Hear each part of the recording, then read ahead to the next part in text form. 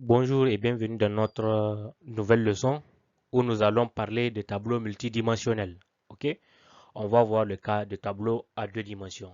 Mais avant, qu'est-ce qu'une dimension? Alors, une dimension, c'est tout simplement le nombre d'axes que possède un tableau. Ici, dans notre cas, on a un tableau à deux dimensions, donc tel qu'une matrice, avec trois lignes et cinq colonnes. Alors, dites-moi dans les commentaires quelle est la taille de ce tableau. Ok, donc on va essayer de voir parmi vous qui sont ceux qui ont compris un peu la notion de taille. Donc dites-le moi en commentaire, ce tableau dispose de combien de tailles? Donc quelle est la taille de ce tableau? Alors parlons à présent de l'index d'un tableau à deux dimensions. Donc l'index, donc je vous avais expliqué ça dans la première partie. Donc on ne va pas perdre notre temps sur ça. Ok, donc là on a les index de lignes et là on a les index de colonnes. Comment déclarer un tableau à deux dimensions? Donc, pour déclarer un tableau à deux dimensions, on commence par écrire le mot tableau, comme avec les tableaux monodimensionnels, ok? Sauf que ici, la différence, c'est que on doit mentionner, ok, le nombre de lignes que contiendra le tableau entre crochets, ensuite le nombre de colonnes également entre crochets, et enfin le type. Donc, regardez, voilà comment se fait cette déclaration. Un exemple précis. Ok, donc notre élève, 3 lignes, 5 colonnes, type entier. Vous pouvez également déclarer votre tableau sous forme d'intervalle, ok, en mentionnant le minimum à ligne et le maximum à ligne. Donc, c'est-à-dire, par exemple, votre tableau, il débute par 1, donc 1 à 5, 0 à 4, etc., etc. Et vous faites pareil également pour la colonne. Et n'oubliez pas toujours de mentionner le type de données que va prendre votre tableau. Donc, prenons notre fameux notre élève. OK? Voilà comment se fait la déclaration de ce tableau sous forme d'intervalle. Donc, de 0 à 2, donc ce qui veut dire qu'il a 3 lignes, et de 0 à 4, 5 colonnes.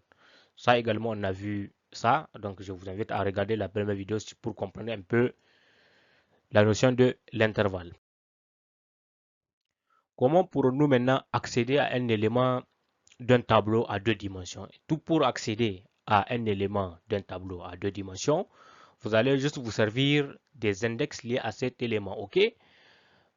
Voilà, nous on connaît déjà l'index de notre tableau. OK?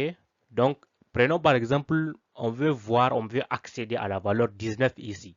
Pour ce faire, on va tout simplement écrire notre tableau et donner les coordonnées, OK, de cette valeur.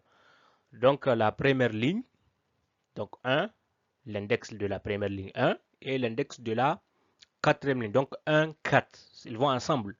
Ils vont ensemble. Donc ligne numéro 1, donc la deuxième ligne et la colonne numéro 4. Et là, on accède à notre valeur 19.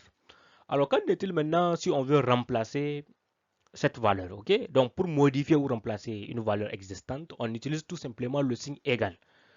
Donc voilà, quand on écrit notre 1 aux mêmes coordonnées et qu'on dit égal 10, ça veut dire que la nouvelle valeur de notre élément sera 10.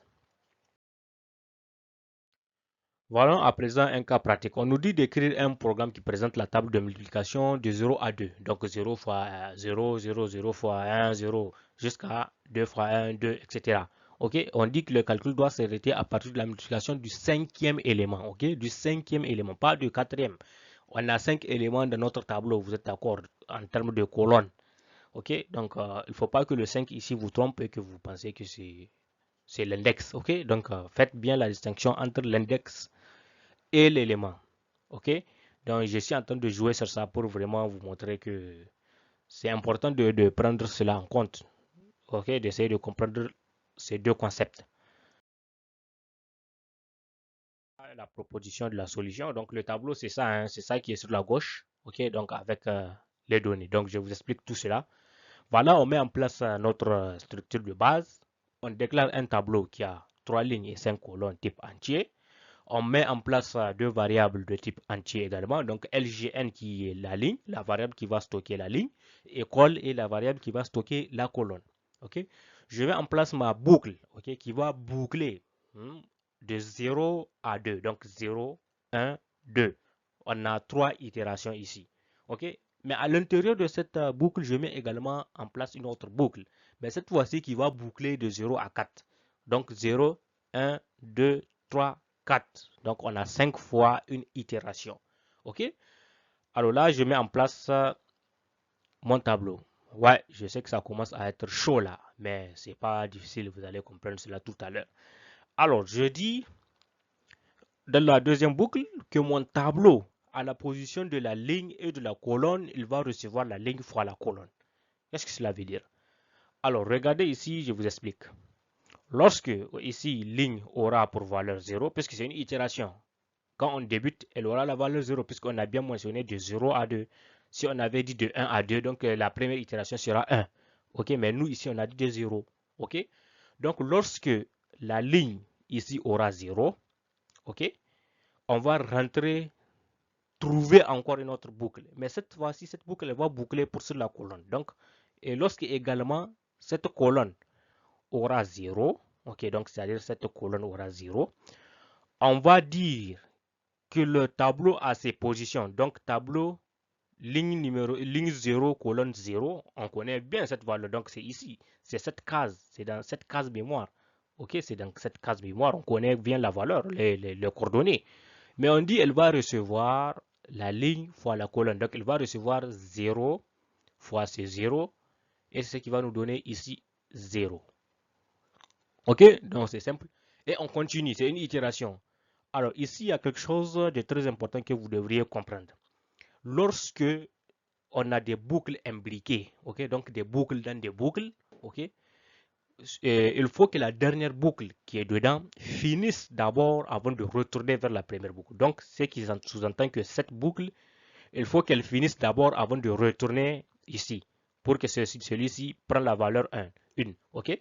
Il faut que cette boucle finisse d'abord. Donc, on a 5 fois une itération. Donc, c'est ce qui va nous permettre de parcourir ici tous les tableaux d'abord et de faire ici le calcul et de stocker, OK, à la position. Donc, lorsque 0, parce que ici on est à la première ligne qui a la valeur 0, ici il va avoir 1, 2, 3 jusqu'à 4, OK. Donc, on va multiplier et stocker les valeurs. Donc, c'est ce que ça veut dire. C'est très important de retenir cela. Lorsque vous avez une boucle dans une boucle, donc des boucles imbriquées, il faut que la dernière boucle finisse d'abord avant qu'elle retourne, OK, vers la première. Donc, si par exemple ici, si on a 3 boucles imbriquées, il faut que la troisième finisse d'abord avant de retourner en haut, OK. Et on n'oublie pas toujours de fermer notre boucle parce qu'on a dit pour à l'un de faire. On n'a pas mis ici le fin pour. Donc, on met d'abord le fin pour de la deuxième boucle et ensuite le fin pour de la première. Donc, c'est tout pour cette vidéo. Merci de l'avoir suivi. Donc, je vous donne rendez-vous dans la prochaine où nous allons parler des procédures. Ouais, une notion aussi très importante lorsque vous faites de la programmation.